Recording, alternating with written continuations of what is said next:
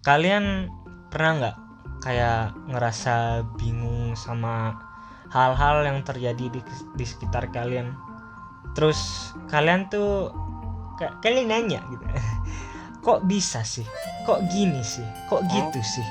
Nah, kebetulan banget hari ini ya, kelompok gue akan membahas salah satu media edukasi yang bisa menjadi kunci dari rasa penasaran ya terhadap media sosial atau suatu film atau penampakan alam. Istilahnya mungkin ini saja bisa meluaskan wasiat kalian dan pengetahuan kalian.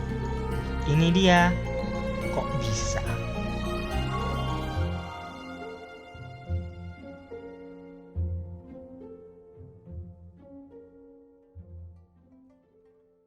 Jadi awalnya tuh ada 3 mahasiswa komunikasi, namanya Gerald Sebastian, Ketut Yoga Yudhistira, dan Alvin Dwi Saputra. Nah waktu itu tuh mereka ngerasa ngebuat video edukasi di platform YouTube tuh keren banget pada masanya. Nah Gerald Sebastian ini cerita kalau konsep video yang mereka usung itu menggunakan konsep motion grafis. Jadi mereka tuh menggunakan animasi dalam videonya biar penontonnya nggak bosan. Mereka juga cerita, alasan kenapa mereka ingin bikin channel Kok Bisa tuh karena pada saat itu di Indonesia juga belum pernah ada orang yang buat video edukasi menggunakan konsep motion grafis. Jadi mereka mengambil kesempatan tersebut ya agar tidak direbut oleh orang lain. Gerard Sebastian juga bilang kalau dia tuh prihatin banget sama acara entertainment di Indonesia yang kesana tuh selalu berlebihan. Sedangkan konten yang sifatnya edukasi tuh sedikit banget.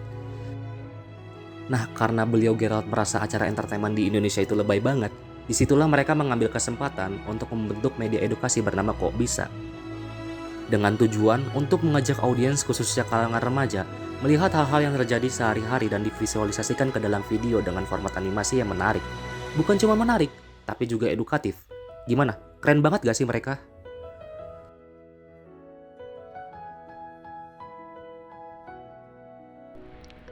Nah, Kok Bisa tuh punya strategi komunikasi yang keren banget.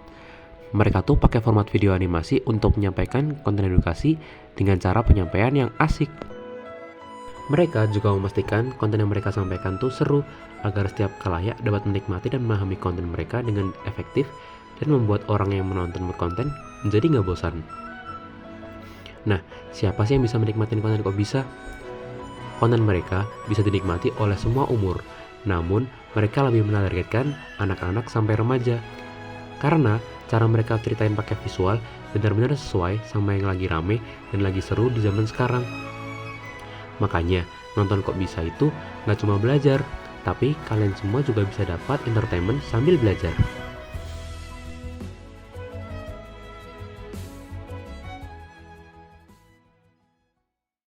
Kok bisa menggunakan 4 platform untuk mempublikasikan konten-kontennya? Apa aja sih serta kegunaan dan alasan mengapa Kok bisa memakai platform itu? Berikut penjelasannya. YouTube adalah platform utama mereka untuk menyebarkan konten-kontennya. Mudahnya diakses oleh semua rentang usia, membuat konten mereka sangat mudah tersebar. Terlebih, YouTube juga sangat cocok untuk menaruh konten yang berdurasi panjang karena kebanyakan penonton sudah nyaman dengan hal itu.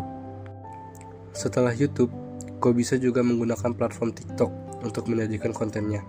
TikTok juga merupakan platform yang sedang hits belakangan ini dan banyak digunakan oleh kaum pelajar, yang merupakan sasaran utama dari konten-konten Kok Bisa. Format video yang singkat dan mudah dikonsumsi juga menjadi faktor kuat mengapa dipilihnya platform ini.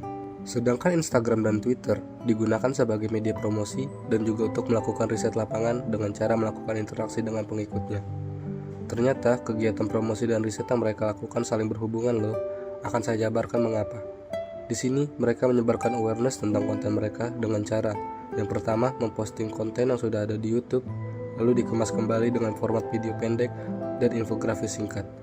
Format ini sangatlah cocok untuk penikmat atau fans mereka yang ada di Instagram. Dan yang kedua, berinteraksi langsung dengan fans mereka. Di platform ini, mereka mencari berbagai request konten dari penontonnya untuk menemukan topik-topik yang belum dibahas serta menambah informasi dari topik yang diinginkan. Interaksi inilah yang membuat hubungan dengan penonton menguat dan secara tak langsung membuat nama Kok Bisa sendiri dibicarakan banyak orang. Itu membuat orang-orang yang belum tahu dan penasaran menemukan Kok Bisa. Di sini dapat kita simpulkan, pemilihan platform media dan demografi penonton yang tepat adalah penunjang ketenaran dan kerelatifan konten yang Kok Bisa untuk bisa tetap dikenal banyak orang. Mungkin beberapa dari kalian sudah tahu style atau visual khas dari YouTube Kok Bisa. Bagi yang belum mengenal, bentuk kontennya berupa video edukasi berbentuk motion graphic yang terdiri dari visual animasi yang menarik dan narrator yang lucu. Kok Bisa mengedepankan isi konten informatif yang bermutu tinggi, membahas tentang isu-isu terkini yang dipadukan dengan pembawaan narratornya yang lucu, membuat para penontonnya bisa lebih menikmati konten dari topik yang disajikan. Hal itu ditujukan agar penonton menyimak lebih lama dan mencermati seluruh konten hingga habis.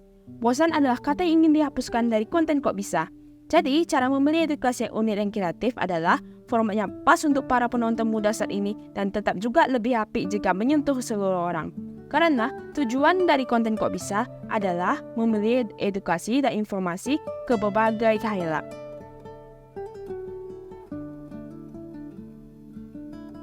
Pasti banyak dari kalian penasaran dengan siapa sih sosok pengurus dari Kok Bisa, terutama pengisi suara videonya yang menarik gelak tawa itu. Pengisi suara itu bernama Ketut Yoga Yudhistira. Ketut Yoga Yudhistira menjadi pusat perhatian di tiap kontennya karena dalam mengisi suara videonya, Ketut Yoga Yudhistira menyelipkan humor yang tidak terduga, menggunakan diksi yang juga tidak terlihat lucu, namun saat dibawakan mampu menimbulkan gelak tawa dari para penonton. Selain isinya yang informatif, beragamnya bahasa humor yang digunakan dalam penuturan Ketut Yoga Yudhistira membuat penonton sangat terhibur dan menikmati isi konten di setiap videonya. Tak lupa akan dua sosok penting lain pendiri dari Kok Bisa, yaitu Gerald Sebastian dan Alvin Dwi Saputra. Gerald Sebastian sebagai ilustrator memiliki peran untuk menciptakan ilustrasi seperti aset animasi yang apik dan sederhana untuk penonton nanti. Di sini juga Ketut Yoga Yudhistira sebagai animator menjadi pendukung kerja Sebastian untuk menghidupkan visual dengan motion grafik pada konten videonya, supaya menarik dan dapat dinikmati kaum remaja, sesuai sasaran penonton YouTube Kok Bisa. Lalu yang terakhir, Alvin Dwi Saputra sebagai periset. Setelah menentukan topik yang dipilih mandiri atau diusulkan oleh para penonton, tugas Alvin Dwi Saputra adalah meriset semua isu terkait dari topik terpilih secara detail. Kemudian proses produksi dapat berjalan. Riset yang dilakukan juga tidak sembarangan, karena konten Kok Bisa sangat menitik beratkan pada kualitas isi video yang nanti akan dirilis. Jadi, bersama, mereka semua memiliki peran yang sangat penting untuk saling membantu hasil kerja satu sama lain dalam kesuksesan dan kemulusan jalan operasional dari kanal YouTube Kok Bisa. Sehingga, fans atau penonton terhibur, tak kecewa, dan terus menantikan konten yang akan dihasilkan selanjutnya. Justru, ya pasti mau dong meluas pengetahuannya kalian. Apalagi kalau metodenya gampang banget gitu. Jadi nggak salah dong buat mereka untuk kembali terus-terusan. Dah, sekian dari kelompok kami. Wassalamualaikum warahmatullahi wabarakatuh. Bye bye.